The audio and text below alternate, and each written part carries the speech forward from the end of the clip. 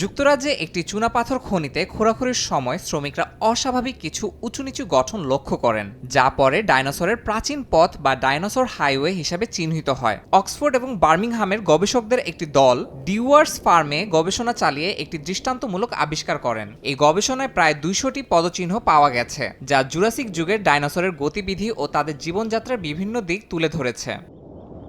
প্রাপ্ত পদচিহ্নের মধ্যে ৪ জোড়া বিশাল আকৃতির বড় গলার তৃণভোজী ডাইনোসর সিটিওসরাসের চলাচলের পথ নির্দেশ করে। দৈর্ঘ্যের দিক থেকে এই ডাইনোসর প্রায় ১৮ মিটার ছিল। অপরদিকে মেগালোসরাস নামক ৯ মিটার লম্বা মাংসাশী ডাইনোসরের ত্রিশূলাকার নখের ছাপ পাওয়া যায়। এই পদচিহ্নগুলো ডাইনোসরের শারীরিক বৈশিষ্ট্য, গতি এবং আকার সম্পর্কে আরও গভীর তথ্য প্রদান করবে বলে ধারণা করা হচ্ছে। সম্প্রতি আবিষ্কৃত এই ডাইনোসর হাইওয়ে যুক্তরাজ্যে এখন পর্যন্ত পাওয়া সবচেয়ে বড় ডাইনোসরের চলাচলের পথ।